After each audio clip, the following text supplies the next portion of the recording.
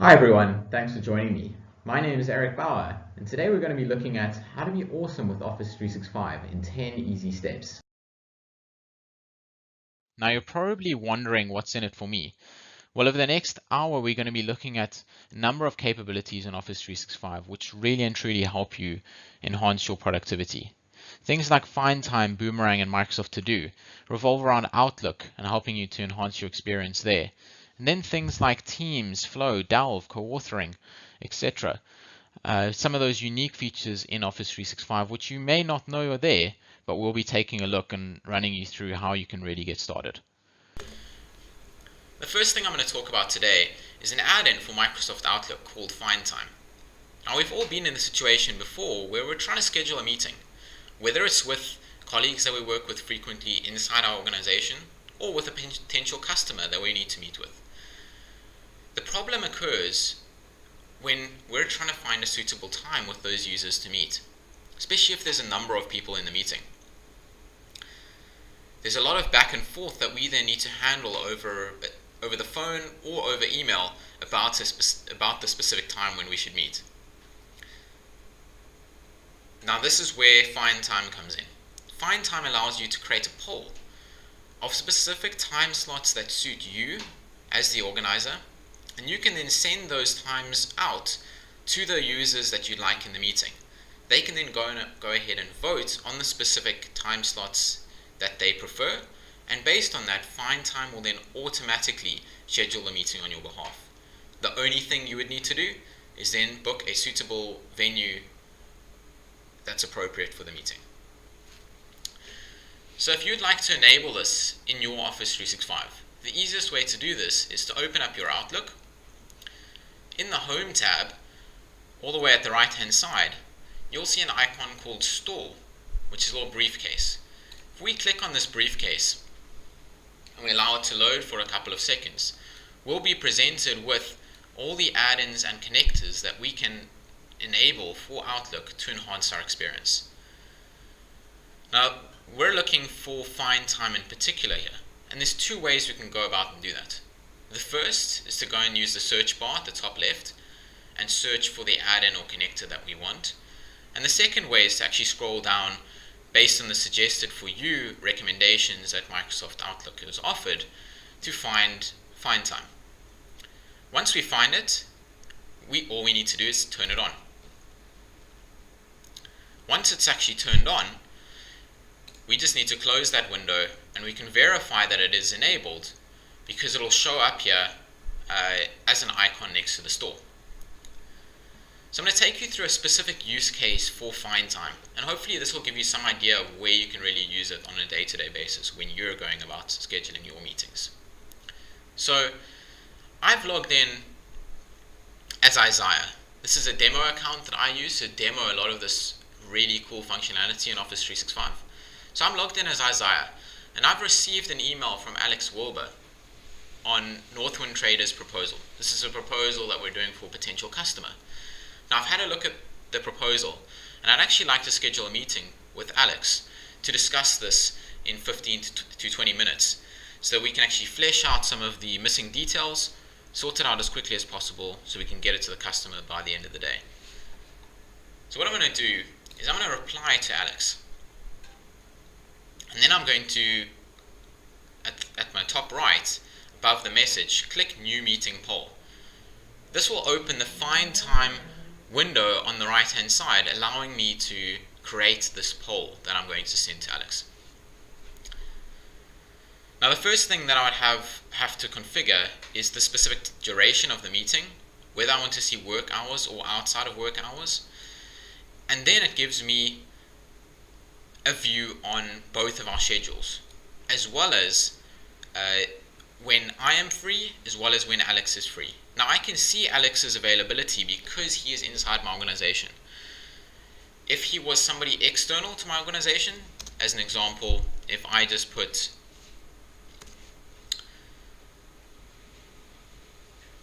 myself in there, because this demo environment doesn't see me as somebody internal to the demo environment, I'm an external company, it is now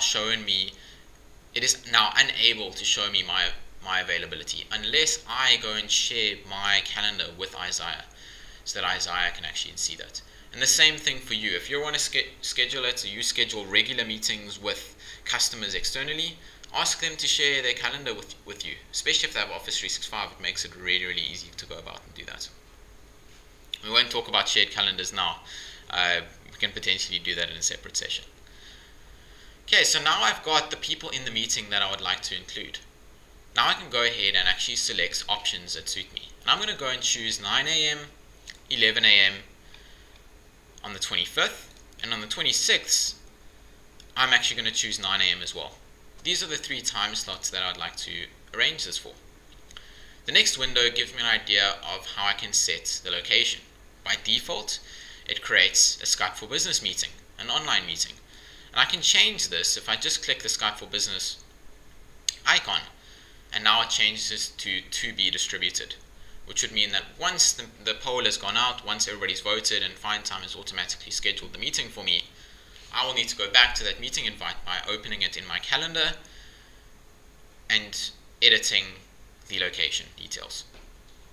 I also get a view on the time slots that I've chosen, and then I can go ahead and actually insert this into my email.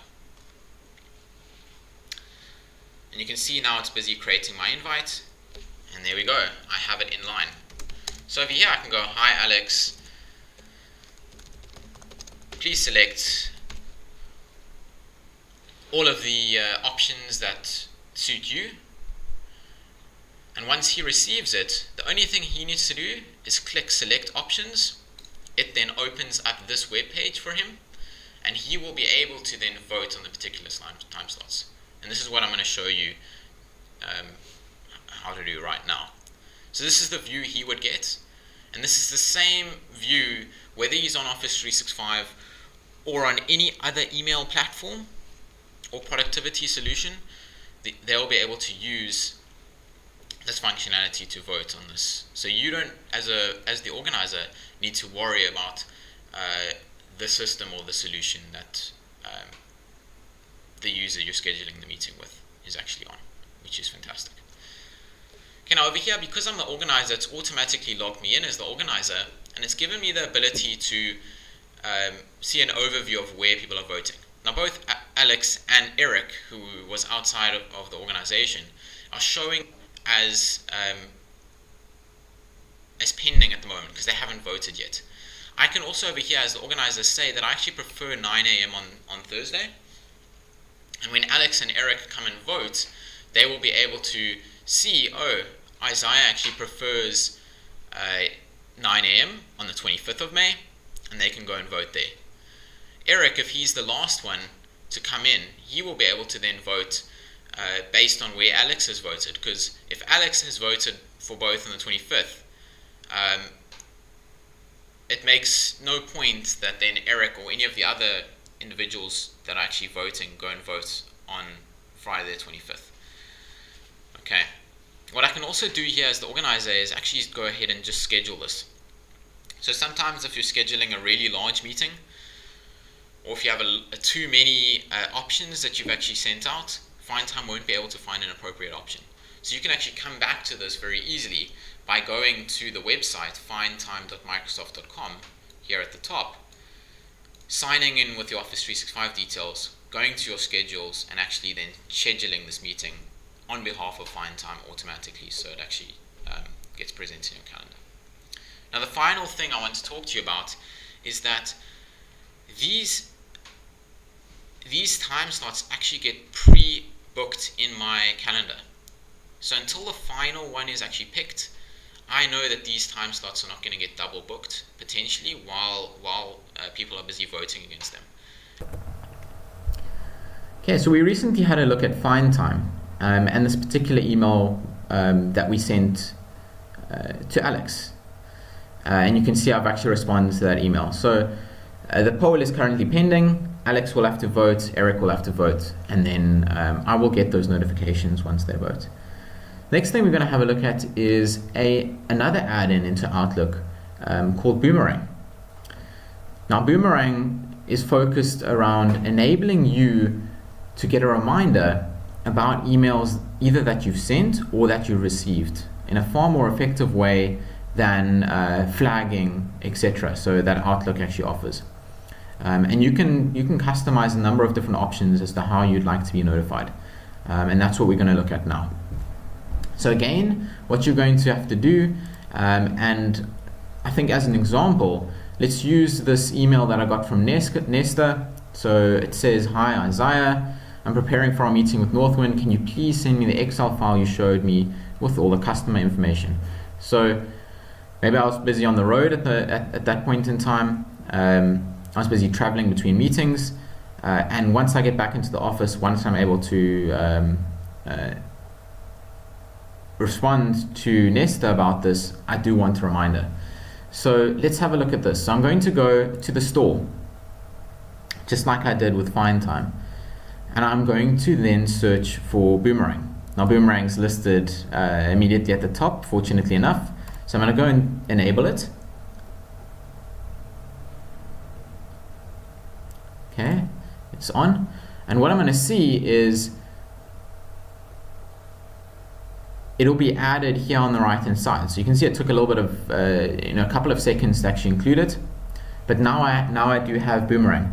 So once I've selected this email from Nesta or any other email that's relevant for you, you can click Open Boomerang. Okay, now it's going to load. It'll take a couple of seconds to load. Probably ask you to authenticate as well if it's the first time you're using it. If you have used it before, then you only need to do it once, so you don't need to worry about that. Now importantly here, and what I really love about Boomerang is the fact that you would only get this reminder if nobody responds. So as an example, for this one, because it's in my inbox, it's not really that relevant, so I do want to be reminded about this tomorrow morning. So I just click tomorrow morning, and you'll see this message will return to me at 5:45 a.m. in the morning, tomorrow morning. Okay, so it'll come back to the top of my inbox so I can actually see it again. Now maybe there's something that I've sent out to a customer. So let's have a look at something that I've done. So this responsive design project, okay? Maybe I want to be reminded about this if nobody responds to my email. So I've sent this out to Pradeep as well as the online marketing team. Okay, if nobody responds to this email, I do want to be reminded about it. So again, I'm going to click, once I've gone into my sent items, I'm going to click the Open Boomerang, and this time I'm going to select the box only if nobody responds. And then I'm going to choose in 2 weeks. Now what will happen is this email that I sent out to Pradeep is going to, you can see it got moved, and it actually got moved to the Boomerang folder. So you can see it, Boomerang's actually created a folder, so I can actually see all the emails that have actually added Boomerang to, included under the Boomerang folder for easy access again. And over here, so this one from Nesta, I said I needed it to return tomorrow morning. This one that I sent out to the online marketing team and Pradeep, if nobody responds to that email, because that's what I set, it's going to then return it to my inbox again in 2 weeks' time so that I can follow up. And this is a great tool to enable you to, if you're a salesperson or in marketing or an executive or anything like that, pretty much any role in the organization, if you wanted to be reminded about an email that's sent out, especially if nobody responds to it, this is a great tool to actually start to actually do that.